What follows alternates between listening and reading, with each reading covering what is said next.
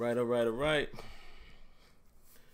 All right, guys, we're about to get this thing started here. Just waiting for the stream to get rolling, and we'll dive right into it. All right, so it looks like everything is up and running. So what I want to do, guys, is welcome you guys to the latest edition of Terrible Towel Tuesday. Of course, I am your host, Sim Football Critic, and late getting to it, guys. Late getting to it. I just got back from out of town. I just got back from Vegas. So you guys can imagine I'm ripping and running, man. I literally just got back this morning at 1 a.m. Got back home probably around 3 a.m., from the airport. So I'm ripping and running, guys. But hey, that doesn't stop Terrible Towel Tuesday. I got to bring it to you, and I'm bringing it to you live this time because I got so much going on, man. It'll just be, incredibly too hard for me to try to knock all of this out, with the pre-recorded video and get it uploaded and such. And there you have it. All right, so let me let you guys know what to expect real quick, man. You're going to hear some noise upstairs, I'm sure. My wife is upstairs already preparing Thanksgiving dinner, doing things a day in advance. So you're probably going to hear that. You may hear my dishwasher running, which is right above me, right above the man cave. You may hear my air come on. So just prepping you guys. And you may hear my little 4-year-old running around in the background as well. But anyway, let's jump right into it, man. What a game.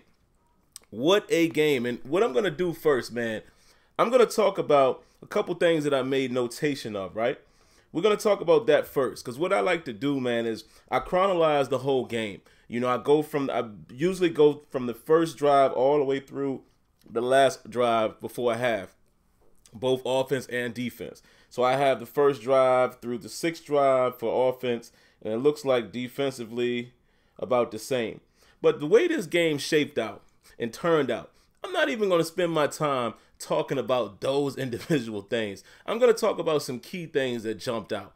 All right, so we'll do that a little bit, and then, I'll look and see what you guys are talking about and, see if you guys have any comments, and then we'll take it from there. Don't want to hold you guys too long. But the first thing I wanted to talk about before we even get started, Marcus Gilbert. Marcus Gilbert, man, for you guys who haven't heard, he's been suspended 4 weeks for PEDs. This is bad news. This is very bad news, and let me tell you why. Not just because Marcus Gilbert is going to be out. We've played some games this year and played well without Marcus Gilbert. He's definitely a key piece on that offensive line. But here's the problem. The Steelers haven't had any issues with that.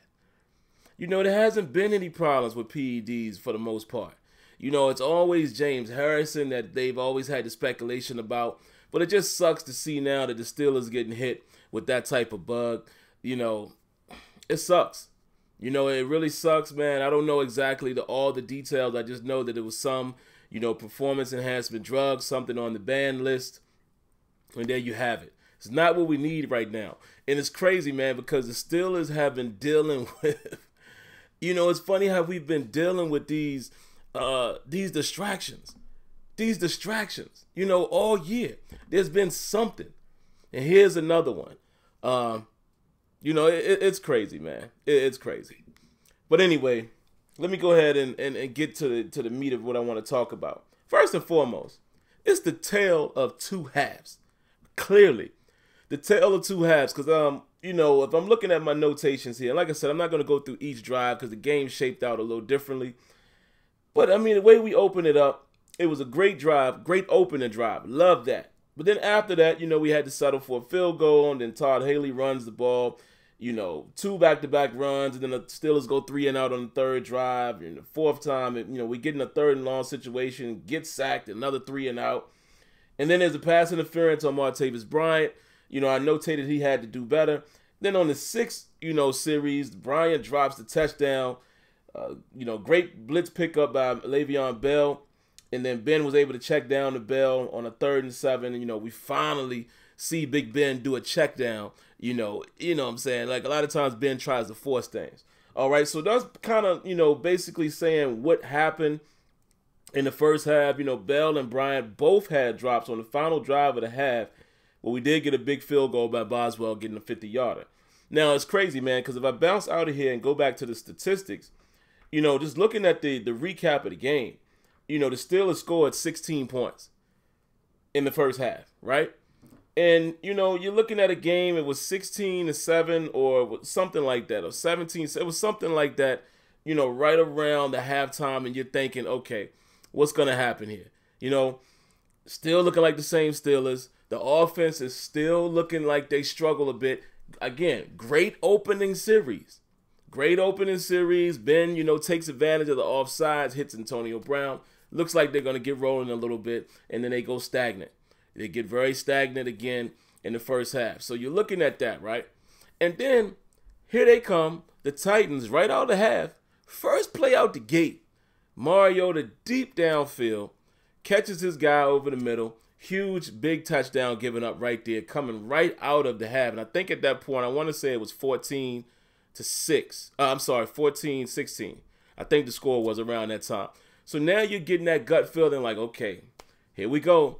Steelers in a dogfight, you know, trying to ask for the defense to do everything for them. Where's the offense? Then all of a sudden, boom!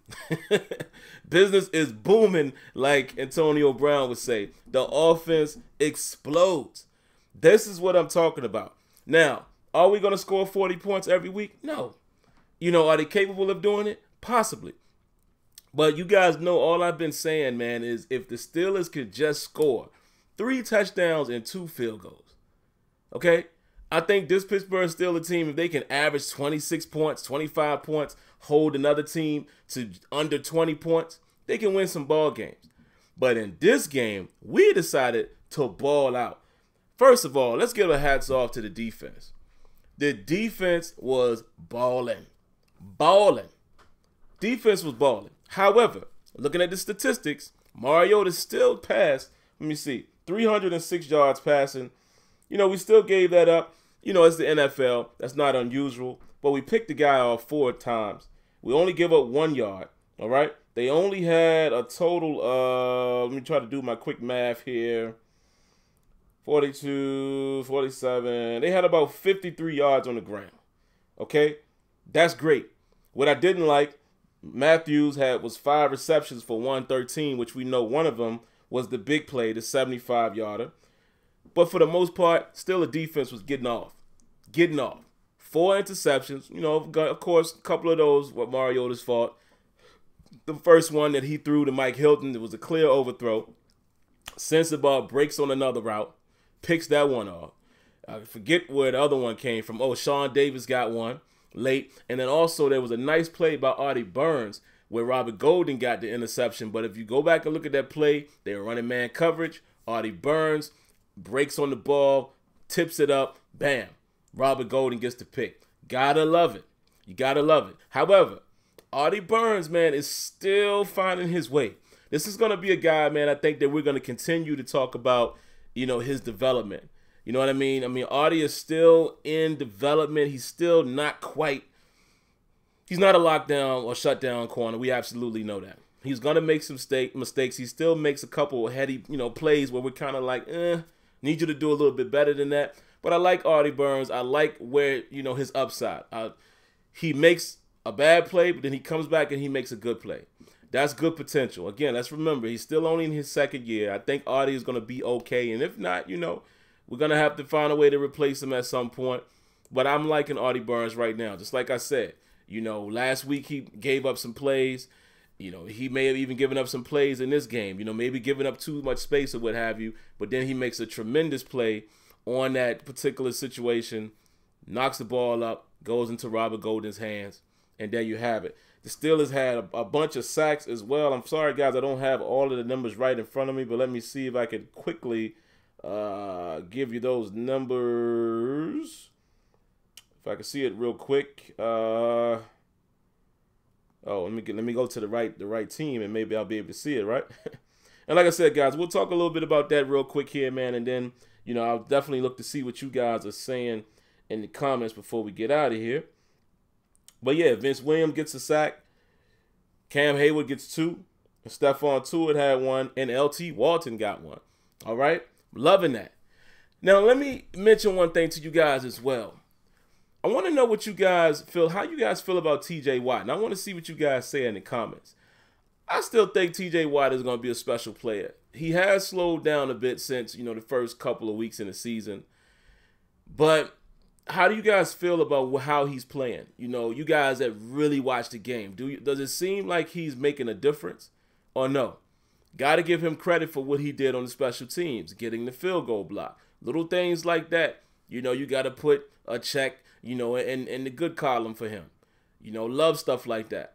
It does seem like he's pretty active, but I will say in terms of numbers, both TJ Watt and Bud Dupree, neither one of these guys are really making the splash that I would expect them to make at this point in the season. You're not really seeing the numbers.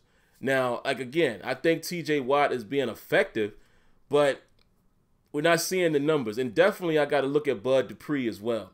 Bud Dupree has been relatively quiet.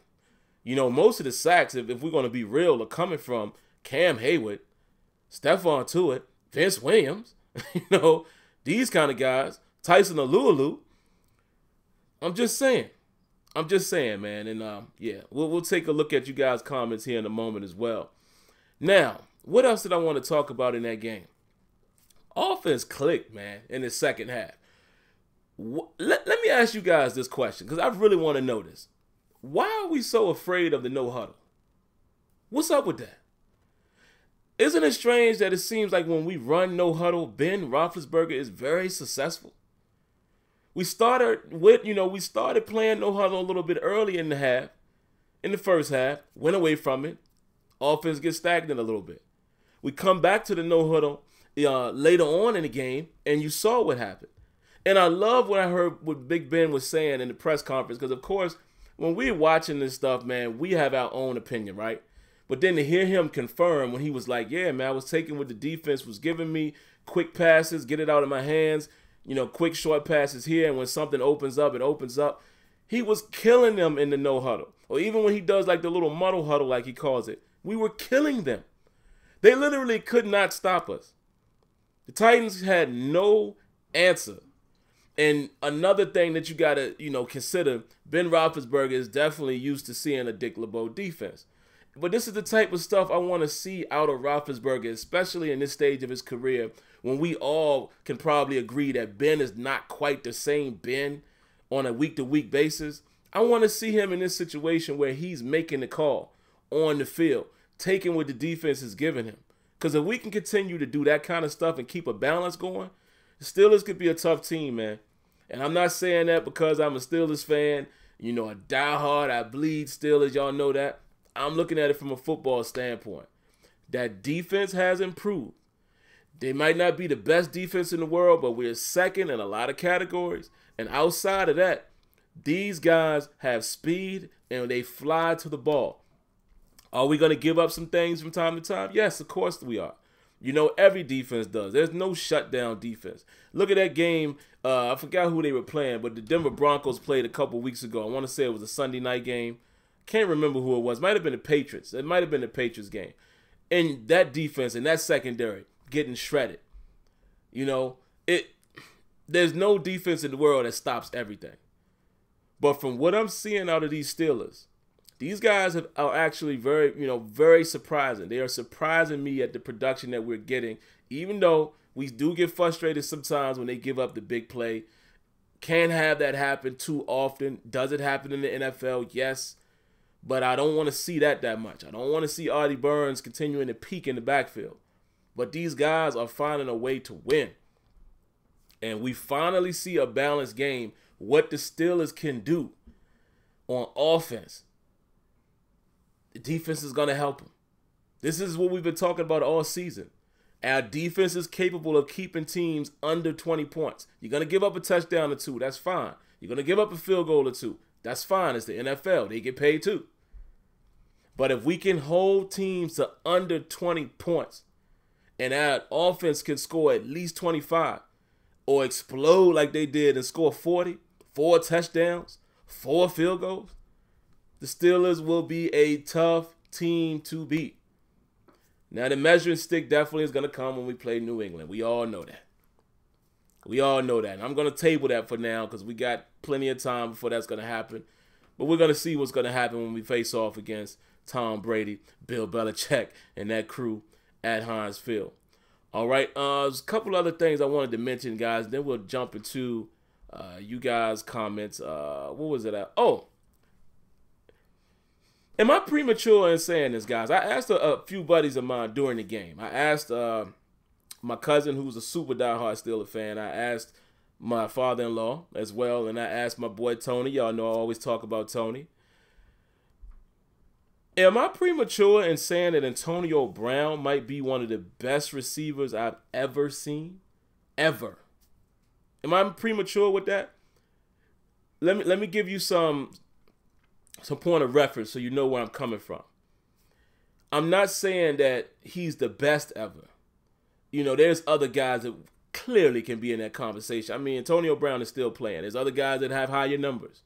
But I'm talking about what this guy is capable of doing overall, from an overall standpoint, top to bottom. Hands, route running, shiftiness, yards after catch, punt return. I'm just saying, degree of difficulty, catches.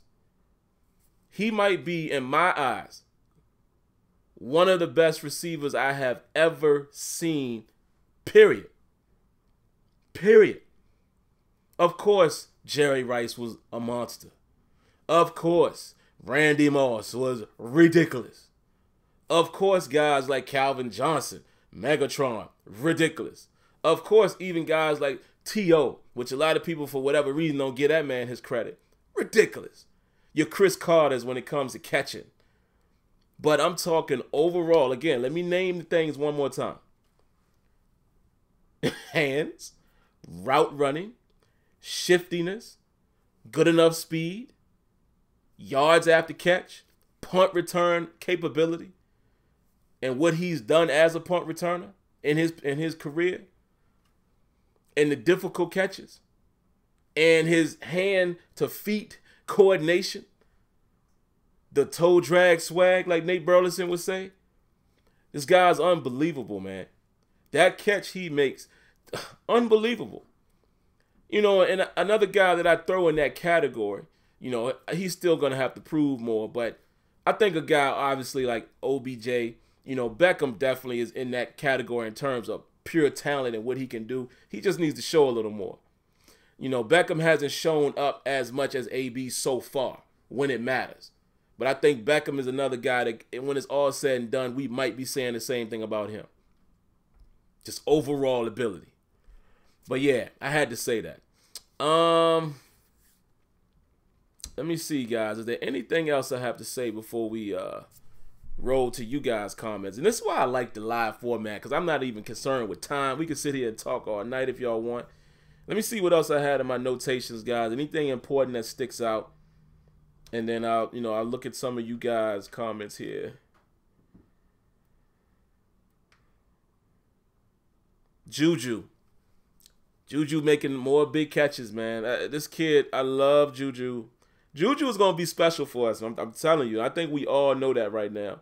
But Juju's going to be special. Oh, there was a play that I wanted to notate again. The defense is going to give up a couple things. There was a wide open touchdown, and Delaney Walker drops it. Y'all remember that one? Right in his breadbasket, and he drops a wide open touchdown.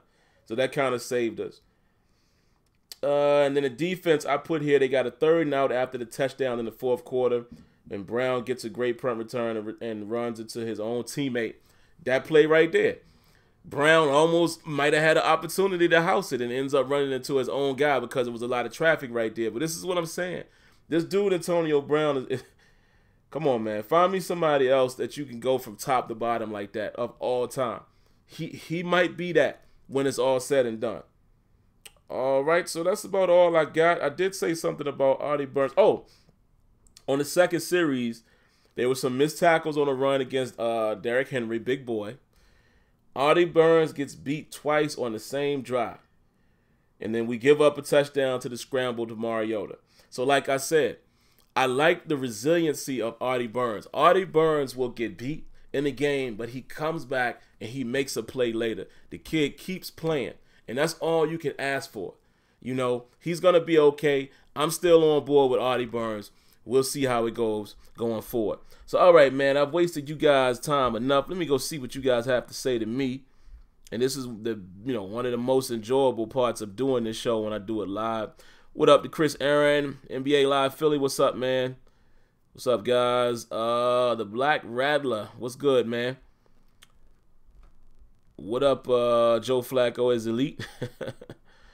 All right, so here we go. Let's start off with what Chris Aaron says. You think Gilbert used something to come back from his injury? Very possible. Very, very possible, man. It's just tough situation. You know, I would hope that maybe he used something and he was unaware that it was a banned substance. That would be my hope. Now, I hope, you know, our team is clean for the most part. You know what I mean? So, maybe so. You know, it's very possible. It could have been like a Ray Lewis situation, like a deer antler spray type of thing. Who knows? But, you know, maybe we'll get more information on that. Let's see. What else are you guys saying here? Appreciate you guys commenting, man. You guys have no idea how much I love you guys' support, man. Ben said today on the radio that they knew for a couple weeks this happened. Okay. Yeah, so it could be a situation like that. It could be very well, you know, something like that. What's up, Phillips Marcus? What's good with you, brother? Yeah, no huddle. I feel the same way, Chris. No, why don't we continue to do it? I just don't get it. I wish there was a way I could actually have a moment to talk with the coordinators, even if it was behind closed doors. I would just love to know some of the things that, you know, the theory behind some of the things they do. I would love to know that. Imagine Ravens D and Steelers offense on the same team. You got a point there, man. Joe Flacco, listen, you know I'm the type of Steelers fan that respects the Ravens. I'm not one of those F Ravens. No, I've never done that. I respect the rivalry. I respect the brand of football that the Ravens play. Always respected the brand of defense that they play. Yeah, man. It's a tough situation for you guys in Baltimore, man. It just seems like the offense, it's almost like the Steelers at times. They just can't get it going. And then sometimes the defense lets you down. But for the most part, the Ravens is very formidable, man, in terms of, you know, defense. And I actually saw that I believe that they're right now in a wild card spot. So it's definitely not over for the Ravens. So we got to keep a close eye on that, as do you guys. That kid with the fro says, Artie has ability, but a lot of it is a mental error. Absolutely. When he sticks out, it's a glaring because it mistakes, but usually people don't throw to him most play because he does stick to. Okay, I think I know what you're saying. I think your words got jumbled there, but I get the gist of what you're saying. Fully agree, my man. I fully agree. I think Artie Burns has the talent, but we've all seen it this season. Even the commentators see it. It's a mental thing. Like Artie, he keeps looking in the backfield. The times that he's beat, a lot of times instead of playing the man, he's just watching the quarterback, and the double move goes right by him. You know what I mean? So he's going to have to learn that process of trusting his decision. And, you know, you're going to get beat. It's the NFL. Hey, Deion Sanders has gotten beat, and he's the best corner that ever lived. But you have to trust your instincts and go with it and stop, you know, sticking your eyes in the backfield when you don't need to be doing that. You also said TJ Watt long-term would be better than Bud. It's possible. I think you said that earlier in the season, so, you know, I can't disagree with that. Dallas Ramsey, I'm a Steelers fan and think with TJ Watt in there gives more experience to what is coming in the future for him. Okay. Yeah, I hope so, man. Listen, I'm high on TJ Watt. I like his motor. I really love his ability. I just think maybe it's just not panning out in sack numbers yet. You know, I'm not down on him, but the reason why I asked the question to you guys about that is people have asked me that. How do I feel about TJ Watt? He's not been productive. So I wanted to see what you guys felt as well. Chris says this is going to be a big game for Watt because he's going to hit the rookie wall because college the season about over. Yeah, very true. Very true. Flacco says TJ Watt is a great player even though he's slowed down. He has tremendous potential. Every rookie hits a wall at some point. This is an example. TJ shown flashes even though the numbers haven't been there. Fully agree. I mean, I fully agree with that. I have nothing else to say about that. Cooper says, I really like TJ Watt. He's always around the ball and always making the quarterback make a bad throw. Thank you, Cooper. This is the stuff I battle with people that I talk to close to me, like watching the game. You know, they say, oh, he's not doing enough. And I'm like, yo, you're not watching the full game. Like, I literally watch the game like a coach. primarily because I played football. So I'm looking at all 11 positions when our defense is out there and when our offense is out there. And like I said, I go back and watch film as well. And you see those type of things. Like, a lot of people don't realize how important Cam Hayward is. Even when you take Cam Hayward's sacks off the table, Cam Hayward, Javon Hargrave, and Stephon Tuitt are problems each and every week. Even if they don't have the numbers, because of how they control the pocket or collapse the pocket or blow up a play, rush the quarterback. These are the type of things you want to look for. And like I said, things are often measured in numbers. And when you don't see the numbers, people are saying they're not doing nothing. Let's see. That kid with the fro says it's not all about numbers, but they definitely affect the play. Yep, basically what I just said. He says, right now we don't have any blue chip players besides Cam, Stephon, and Ryan. True. This is a truly a team defense. The outside linebacker position is producing. Absolutely, man. I agree fully with that. Chris Irwin says, I think Tuitt is a star. Him and Hayward are monsters. They absolutely are. Those two together, ridiculous. What up, Todd? What's going on, man? Appreciate you coming through. Todd Chapman says, what up, Sim? So, 8-2, I'll take it. And I just thought that too, find a way to win. Yeah, I'll take the 8-2. And ain't that crazy? We're not even playing our best football. They're not. I still don't think. I think what we just saw, and that's the reason why I titled it the way I did, they finally put together a balanced game where we can all say, I love what we did on offense. Second half, I love what we did on offense. I love what we did on defense. We haven't been able to say that this season. And even an opening drive, we came out strong. Fizzled out a little bit. Then the second half, something opened up and they went crazy. No huddle was a big part of that. You said he's what, 29, 30? Who we talking about, Flacco? I can't remember. Type back and let me know who we're referring to there. I can't remember which guy we were talking about. Chris says, it's never been the best team. It is the healthiest. We ain't doing too bad if you look at other teams. Yeah, anyone know how long Hayden is out? Hayden was supposed to be, at first, initially, I think 4 to 6, something around there. So, assuming if everything goes according to plan and the Steelers continue to get to the playoffs, which it looks like we should be able to, believe Hayden will be back around that time. Oh, the Steelers card says Hayden may return within the next 2 weeks. Even better. Let's see. Steelers card says at latest he will return in week 14 against Baltimore. Cool. Todd says, no, Sim, AB is one of the best wide receivers ever, and true indeed, they are more. Yeah. Let's see. That kid with the fro. Antonio is the best Steelers receiver ever, and that's beating out Starworth, Swan, and Hines Ward. He's hot and could end his career in the top 10 to 5 all time, maybe even 3. He's a modern day Rice. Yeah, and I actually think he does a little more than Rice. I'm talking overall. I'm talking overall ability. He's faster than Rice, definitely more shiftier than Rice. Rice was a heck of a route runner. So you could probably give that edge to Rice if you want to give him an edge. His hands were ridiculous talking about Rice. I'm just saying from an overall perspective, it's hard to find anybody else that could do what Antonio Brown has been able to do. I'd say the best player on our defense is Ryan Shazier by far. Absolutely. And I think Shazier is not a finished product at all yet. So just imagine that. All right, guys. Looks like we're coming to the end of the section here. So we'll be getting ready to wrap up. Let me get some more of your comments in here real quick. Do you think the division is over? I think it is, Flacco, for the Ravens. Yeah, I mean, if I'm going off of the eye test, if I'm going off of how the Steelers are playing, I think the Steelers get the division. I think being 8-2 right now, what we got, a 3-game or 3.5 game lead, with the tiebreaker so far.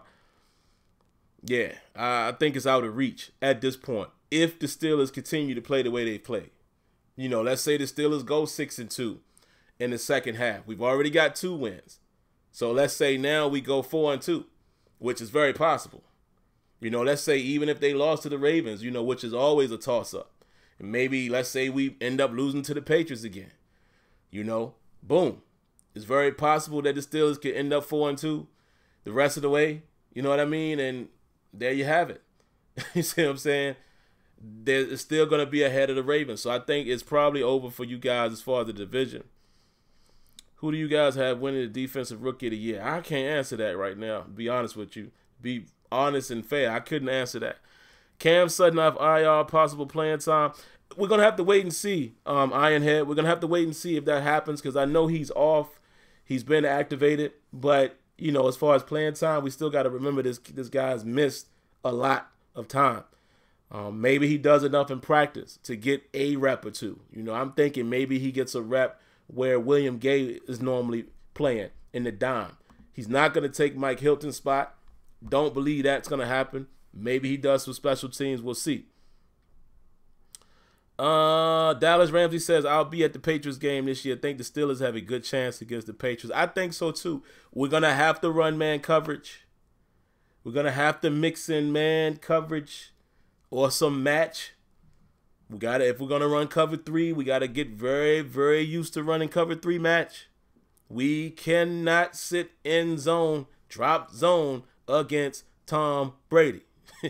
Can't do it. Now, the thing that we have in our favor, looking at the Patriots defense, they're not the best defense. If we can have an offense that performs the way they did against the Titans, we have a shot. Because it could be a duel. It could be a situation where Tom Brady's having his way with our defense, and then we'll have to have our way with their defense. And hopefully we can edge them on points. However, it could be a game where the Steelers defense shows up. Mixing in man and mixing in match coverages and, you know, getting Tom Brady off his spot. If we can get a couple stops here and there, Steelers have a good chance. It's at home. This is the time, man. If we're going to do it, we need to try to get them this year. You don't want to go into the playoffs having to play them again after already losing to them. Nah, you don't want that. Let's see. Brian Kimball says, if Cody balls out, do they put Joe Hayden back in when he's back? I think so. He's still the starter. You know, Cody, I think what Cody Sensabaugh is doing right now is basically showing the Steelers that he can play. But again, let's not look at that one performance and think that he's better than what Joe Hayden was able to produce. You see what I'm saying? So Cody Sensabaugh is basically, it's a trial to let the Steelers know what we have in him, which I'm loving what I'm seeing out of him. He's giving up some stuff too, but I love the tenacity. I love the veteran, you know, wits about him. If he continues to play, man, we'll have to see. But I think Joe Hayden comes back in, knowing you have a guy like Sensabaugh behind him, you still bring him back in. Wow, how long I've been a Steelers fan? Since I can remember. Little league team I played for was the Steelers. You know, I've got pictures of myself in a Steelers jersey as early as 3-4 years old. There you have it. Once I saw him on TV, it was a wrap. So forever. You think Ben retires after this season? If he does, who will be our guy? If the Steelers somehow get to the Super Bowl and or win it, Ben's gone. Depending on how this season finishes up, before the last 2 games, I would say Ben Roethlisberger retires whether we win the Super Bowl or not. If the offense gets going and they can produce like they produced in this last game, I think Ben might stick around. I think Ben was very frustrated last year, and, you know, let's be honest, Ben hasn't been the Ben Roethlisberger that we know, so some of that is on him. But that's why I think if he goes back and assesses the way he's played over this season, if it doesn't get any better, he might walk away. All right, guys. I'm going to answer 1 or 2 more questions, and then we out of here. With all the corners we have, I think the Steelers finally have a secondary to match up. Hayden will be back. Artie can cover. Hilton can cover in blitz. Davis can cover in blitz. And now we have Cody and Cam. You're right. I'm anxious to see what Cam Sutton is going to be, man, because he made a couple splash plays in the preseason. So I'm very interested to see where this kid is going to be at. We do need a healthy Bell. I agree with that 100%. Run game slowed down a little bit, man. You got to give a little credit to the Titans. They're a good run defense. Could Cam be used anytime soon? Again, I think if he is used, it's going to be in the role that William Gay has been playing. He's not going to supplant or replace Mike Hilton. Not going to happen. So, wait a minute. Is there something I don't know about? Yeah, I see the guy said we need, Frankie says we need a healthy Bell. And then he said Steelers need Bell versus the Patriots. Is he nursing an injury or something, or are you just saying in general? Do you think it would be possible to acquire Kirk Cousins if Ben retires? I hope I'm saying your name correctly. Soham Patel. It really, do we want Kirk Cousins is the question.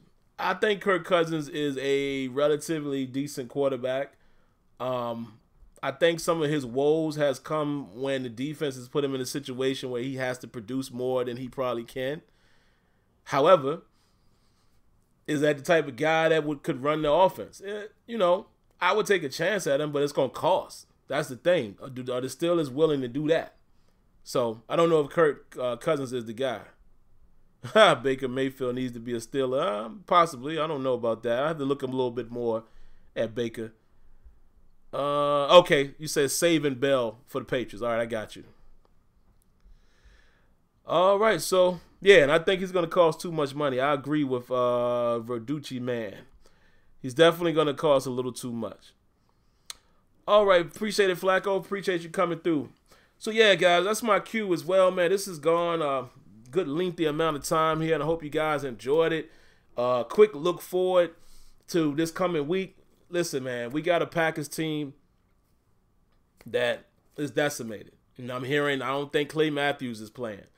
We'll have to see how the injury report checks out. But, dude, listen, I respect any NFL team, but this guy Huntley, we should be able to throw some stuff at him that he's not ready for. Their offensive line hasn't been playing as great without Rodgers. They still have some valuable receivers that you got to keep an eye on. Let's not forget that. They got some weapons. But if we can button up, strap the boots on tight, we should be able to go out there and play some ball. We should be able to play them the way the Ravens played them. And that game was a little closer than you thought, going into the second half of that game. But still, we should be able to produce a game like that. I think our offense is more powerful than the Ravens at this time. So we should be able to produce against them. And, hey, we got them at the crib. We got to take care of business. All right, but it's any given Sunday. Y'all know I say that every week. Excuse me. Not to mention, this is the last thing I did want to mention. When you go back and you look at the records, right, you look at the weeks and look at the teams that we've played.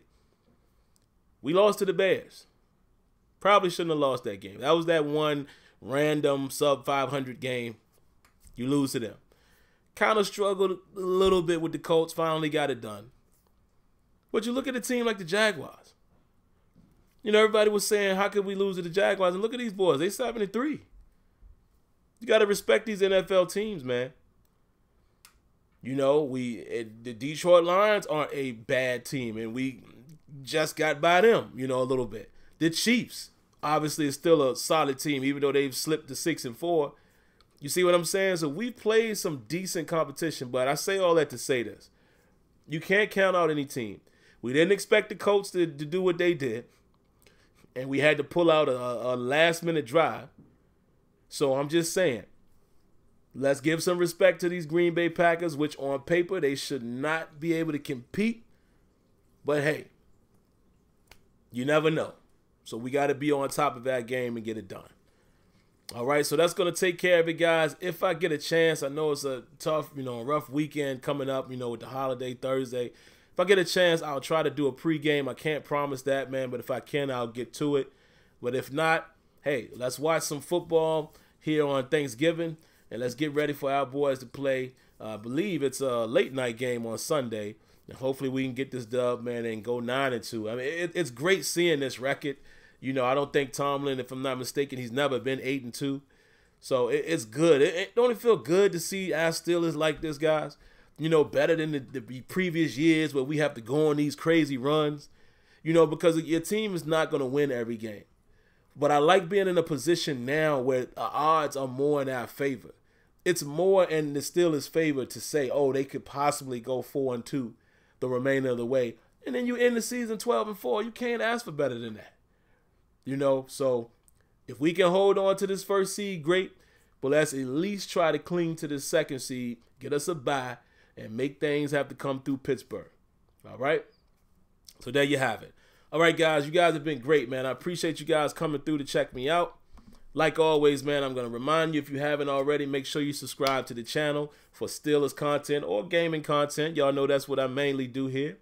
Cut on your notifications so you know a new video is available. And I promise, guys, it will never hurt you to hit that like button. All right, guys, that's going to do it. I appreciate y'all coming through. Here we go, Steelers. And I'll catch you next week. Peace.